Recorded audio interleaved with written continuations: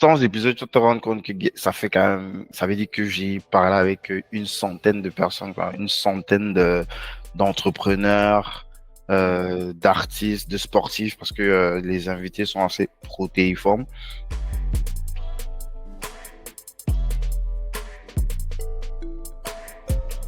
Et généralement, les projets de ce type, tu vas faire un premier, un deuxième, un troisième enregistrement, surtout que tu n'as pas beaucoup d'audience dès le départ. Et Mhm. tu vas te décourager, quoi. Donc, le fait quand même de passer la barre des 100 épisodes, moi, je trouve que c'est quelque chose de symbolique.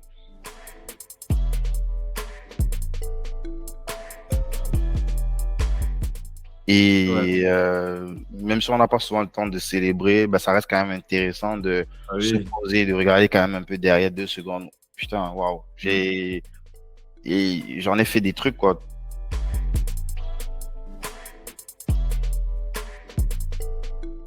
Une centaine, on va dire quand même une centaine de personnes avec lesquelles j'ai échangé de partout dans le Ouais. monde, des entrepreneurs africains, en Amérique du Nord, en Europe, des artistes ici en Allemagne, des skateurs,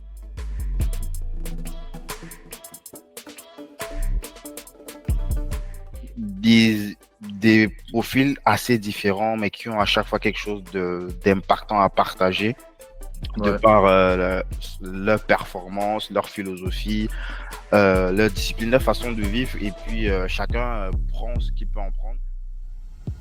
Welcome, bienvenue tout le monde pour cet épisode particulier, c'est un hors-série, un épisode bilan que j'ai décidé de faire suite à la publication du 100e épisode. Euh, et pour cet épisode spécial, bah, j'ai un invité qui est aussi spécial. Il s'agit de mon compère, Mister Wafo Valère. Welcome. Merci, mon gars. Comment tu vas? Super. Je suis super content de t'avoir ici, comme je disais tantôt, parce que bah, toi, tu fais quand même partie des gens que je connais depuis un certain temps, vu qu'on était au lycée ensemble, on a eu une évolution, euh, même si ça s'est convergé, même si ça s'est un petit peu, c'est un petit peu divergé et qu'on s'est retrouvé encore aujourd'hui. Donc, toi, tu es du côté de la France. Je vais te Mhm. laisser l'occasion de te présenter tout à l'heure. On a aussi un projet qu'on a lancé en commun. On va vous en dire plus. Ça s'appelle Eriskia dans l'industrie de la cybersécurité. Euh, avant que tu ne t'introduises, Valère, bah, le but en fait de cet épisode, c'est vraiment de poser un petit peu le cadre sur tout ce que j'ai fait jusqu'ici avec mes 100 premiers invités. Euh, Comment est-ce que j'ai lancé justement ce projet? Pourquoi est-ce que je l'ai fait? Et ce que j'envisage en fait pour la suite par rapport à ce format de podcast que j'anime depuis 2019. Donc, une Mhm. fois ceci dit, bah, je te propose, mon très cher Valère, de te présenter succinctement avec tes propres mots. Ouais, ça sera très rapide, hein. Donc, moi, je suis Valère Wafo. Je suis consultant en cybersécurité. Ça fait 10 ans aujourd'hui. Actuellement en poste chez Orange, mais avec un projet justement, comme tu l'as dit, avec Eriskia. Donc, on va rentrer plus en détail, mais l'idée déjà, c'est de partager un peu les connaissances autour de la cybersécurité et sensibiliser les personnes, les aider à intégrer ce domaine qui est beaucoup demandé aujourd'hui. Donc, pour notre podcast, on pourra rentrer plus dans les détails. Mm. Yes. Bah, je suis généralement habitué à poser les questions. Par contre, pour ce podcast, cet épisode, ben, les choses vont s'inverser. C'est plutôt toi qui vas me poser des questions Ouais. et je vais me soumettre à cet exercice de fournir les réponses les plus sincères Ouais. dans la Ouais. limite de ce que je peux faire. Ouais, t'as fait. En fait, justement, j'aime envie, je te remercie déjà pour ce podcast parce qu'aujourd'hui, quand même, c'est quelque chose que je serai amené à faire dans le cadre du projet qu'on a ensemble. Et l'idée, justement, c'était de répondre un peu de situer un peu le contexte de podcast, YouTuber, enfin, est-ce que avant de dire pourquoi aujourd'hui tu fais ce 100e épisode, ou pourquoi c'est important pour toi, est-ce que tu peux revenir vraiment sur les termes de définition pour essayer de mettre les mots sur les choses en fait? Ben, C'est-à-dire podcast, c'est quoi, YouTuber, enfin. qu'est-ce qu'il y a derrière cette machine? C'est quoi l'activité en fait? Ça consiste à quoi exactement? C'est bien quand même que tu poses la question parce que à la base, lorsqu'on parle de podcast, le format podcast, c'est essentiellement un format audio. Maintenant, avec Ok. dans les dernières années, ça s'est un petit peu démocratisé pour aller chercher une nouvelle Mhm. euh, audience. Les gens se sont mis de plus en plus à diffuser le format, leurs émissions de podcast en vidéo. Donc, à la base, c'est euh, des, c'est quelque chose qui est enregistré sous forme de son qu'on va mixer, un peu comme de la musique. Et Mhm. ensuite, ça va être diffusé à partir d'un flux RSS sur des diffuseurs de podcasts classiques qu'on connaît comme Apple Podcasts, Spotify, Ouais. Bon, Google, ils ont supprimé leur diffuseur de podcasts. Et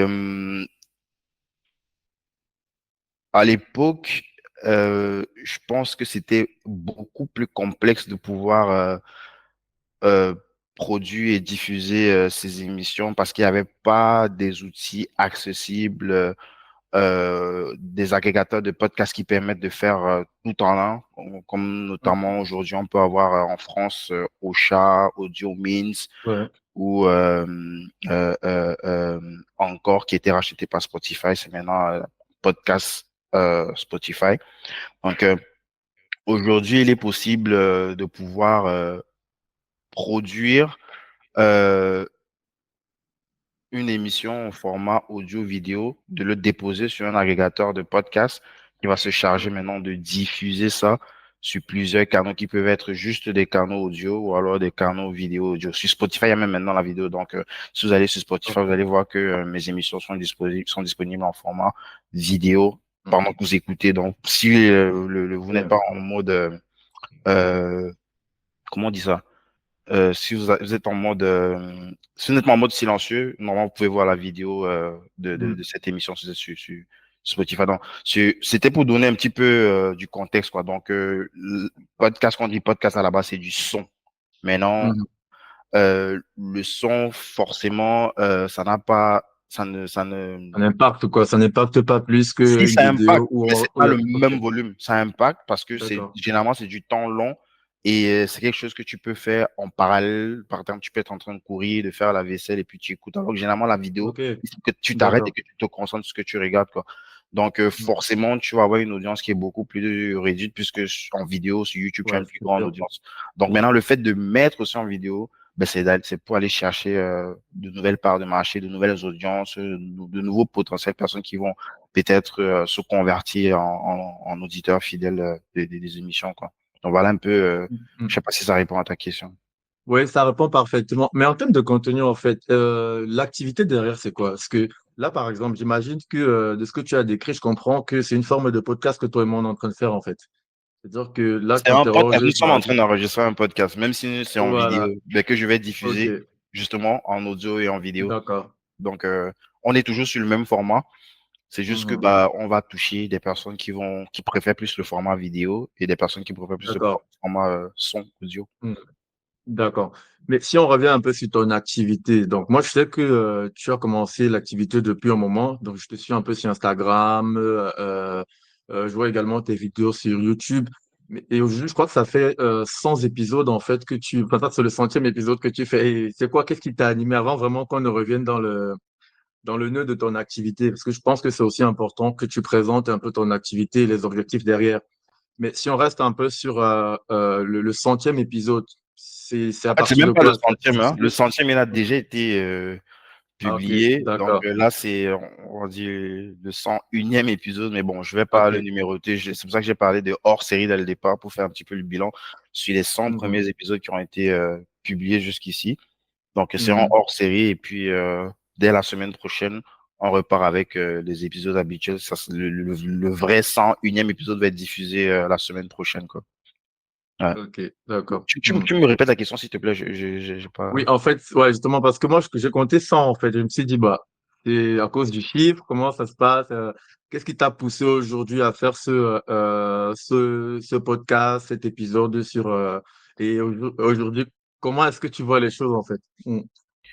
Bah, 100 épisodes, tu te rends compte que ça fait quand même, ça veut dire que j'ai parlé avec une centaine de personnes, quoi, une centaine d'entrepreneurs, d'artistes, de sportifs, parce que les invités sont assez protéiformes.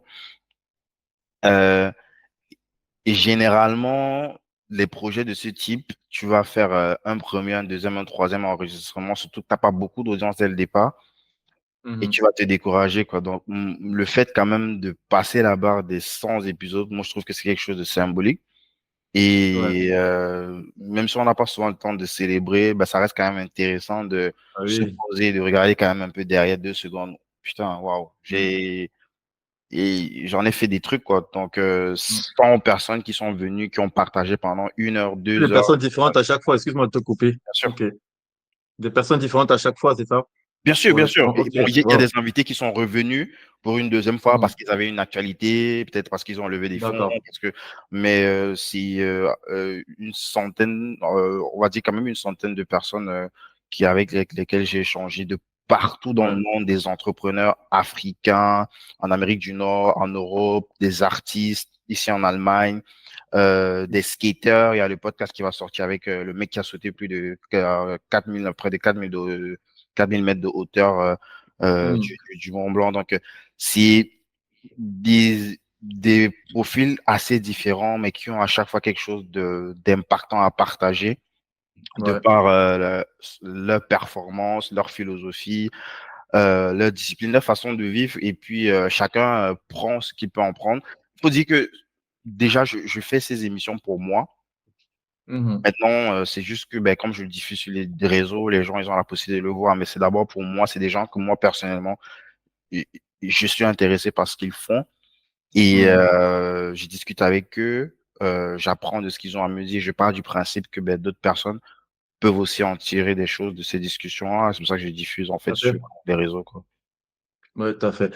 Ouais, justement, mais moi, j'ai envie qu'on revienne un peu sur, sur le concept des brouillards. Tu sais, toi et moi, on a fréquenté ensemble, tu vois, et honnêtement, c'est pas un truc, c'est pas quelque chose que moi, je voyais dans l'horizon. Parce que généralement, on se dit, ouais, Valère, lui, sera plutôt pilote.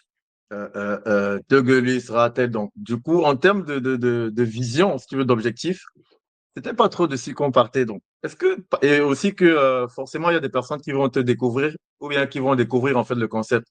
Est-ce que tu peux revenir déjà un peu sur le concept des brouillards? C'est quoi? Qu'est-ce qui t'a animé? Est-ce que tu as quitté quand? Tu as quitté en 2012, 2013, 2013, 2014 2013, environ? du Cameroun, ouais. Voilà, donc ça date quand même, tu vois.